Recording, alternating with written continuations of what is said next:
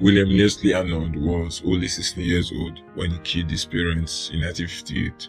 He buried them in the backyard after they refused to let him borrow their car to take his girlfriend to a drive-in movie showing of the undead. Arnold went about his life in and around Omaha, Nebraska, telling everyone that his parents had taken a trip. 2 weeks later, he was arrested, confessed to the killings, and led investigators to his parents' makeshift gravesite. The following year, he was sentenced to 2 life sentences in the Nebraska State Penitentiary. However, in 1967, Arnold escaped from prison along with another prisoner, James Hardy, using masks to fool guards who conducted daily health counts at the prison. Arnold and James Hardy managed to communicate with someone outside the prison in 1967 by placing newspaper ads in the Lincoln Journal-Star.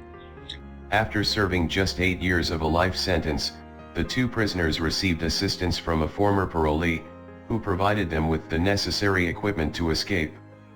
The parolee obtained masks that Arnold and Harding used to deceive the guards during daily head counts at the prison.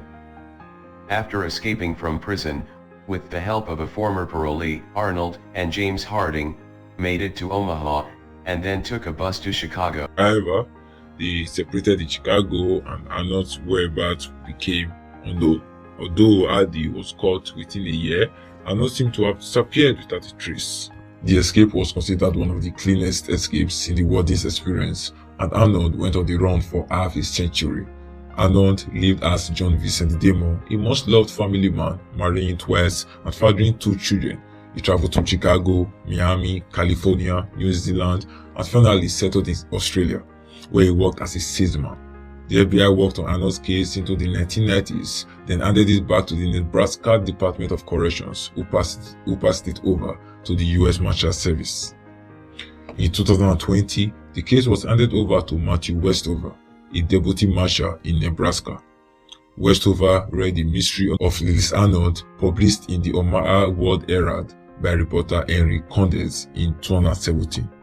The article portrayed Arnold sympathetically as a good student who had a difficult relationship with his parents and shot them after an argument with his mother over his girlfriend.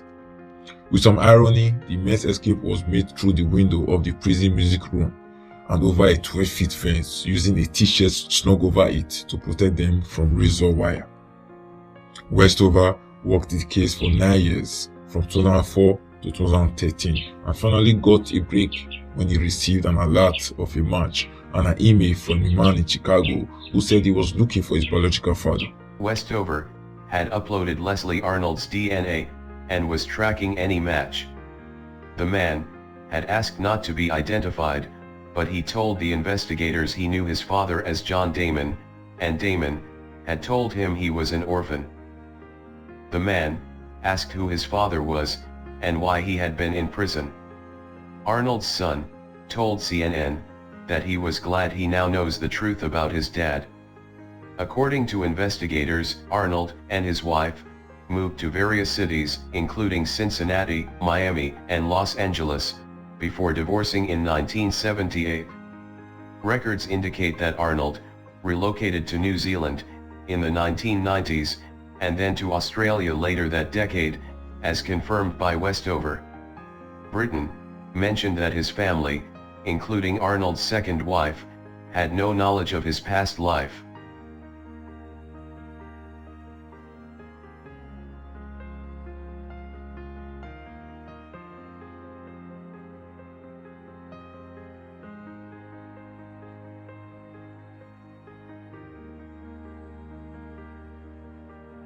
Jesus said, "Take heed therefore that the light which is in thee be not darkness."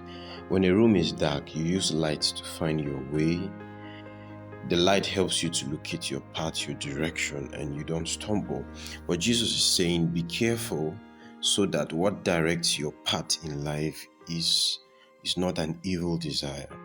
That's what it means for light to be darkness.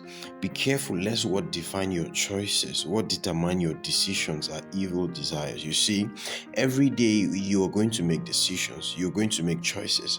But what is driving all that? If it is an evil desire, at the end of it, sin is produced, which will, among every other consequence, attract an eternal punishment at the end of your life.